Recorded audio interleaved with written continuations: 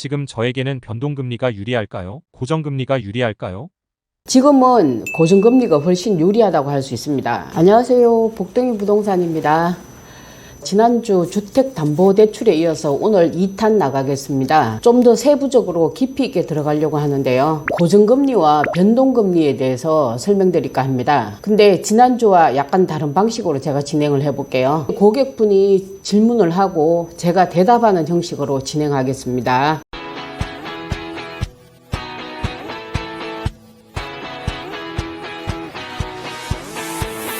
어제 매매 계약을 했잖아요. 은행 가기 전에 미리 대출 상담 좀 해주실 수 있을까요? 제가 사실 고정금리가 뭔지 변동금리가 뭔지 잘 모르거든요. 설명 좀 부탁드리겠습니다. 먼저 고정금리에 대해서 설명드리겠습니다. 고정금리가 뭐냐고 하면 금리가 고정되어 있다는 소리입니다. 대출 계약서를 쓸 때 그때 금리가 정해집니다. 이 금리가 대출 기간이 끝날 때까지 동일하다는 뜻입니다. 이해가 잘 안 되는데 혹시 예를 들어 주실 수 있으실까요?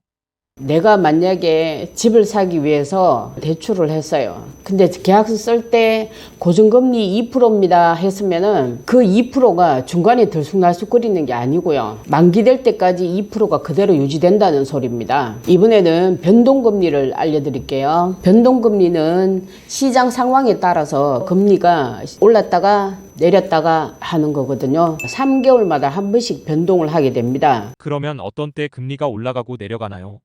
지금처럼 시장 상황이 안 좋을 때는 금리가 올라가고요. 시장 상황이 좋다 이러면은 금리가 뚝 떨어지겠죠. 금리 변화는 국내 금리는 물론이고 국제 금리까지 맞물려서 돌아가는 시스템이고요. 시장 상황에 따라서 금리가 출렁거리게 됩니다. 지금 저에게는 변동금리가 유리할까요? 고정금리가 유리할까요?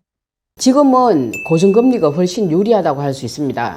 왜냐하면 지금 변동금리가 계속 오르는 추세로 가고 있잖아요. 일단은 고정금리가 훨씬 더 유리하다고 할 수 있습니다. 3년 전에 고정금리를 대출을 받을 때는 금리가 2.4%밖에 안 했거든요. 지금 변동금리 상품을 보시면 금리가 아무리 낮아도 4%대 이상이더라는 거예요. 그러면 3년 전에 고정금리 했던 사람이 훨씬 유리하잖아요. 3년 전에 고정금리로 대출 받았던 사람들은 지금 상황에 웃고 있겠죠. 훨씬 유리하니까요. 그러면 고정금리 상품은 대출 기간 끝날 때까지 유지하는 게 유리한가요? 고정금리 상품을 계속 끝까지 갖고 가는 게 아니고 고정금리 상품을 어떻게 활용을 하시냐고 하면 지금 시장과 반대로 금리가 이제 어느 날부터 내려가기 시작해가 어느 순간 되니까 고정금리보다 이율이 더 싸요. 더 저렴하단 말이에요. 이럴 때는 갈아타야 되는 거예요. 마음대로 막 그렇게 갈아타도 된다고요?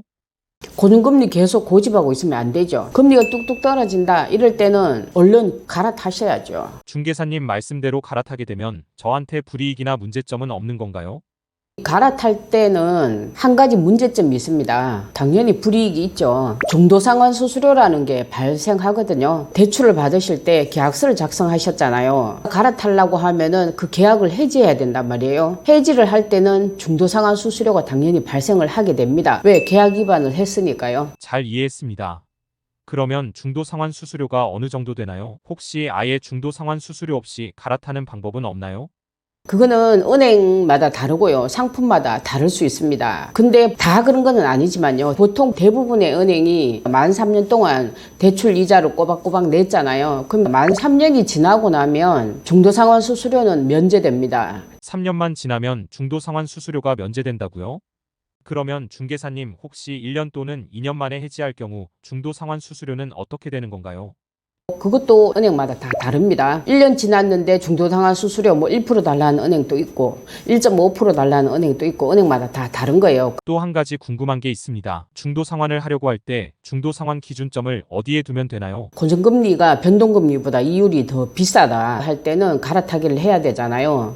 이때는 잘 생각하셔야 되는 게 지금 갈아탔을 때 중도상환 수수료가 얼마인지 그거부터 먼저 따져보셔야 돼요.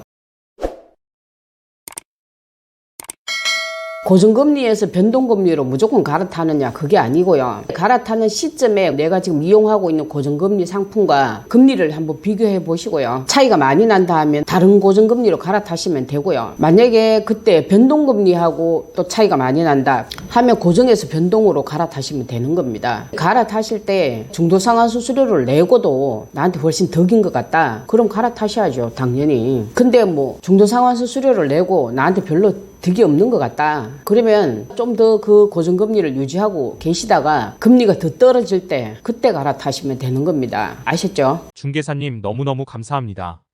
죄송하지만 지금 현재 금리 상태로 고정금리 상품과 변동금리 상품 중에 시중은행에서 금리가 가장 저렴한 은행이 어디인지 알려주시면 감사하겠습니다.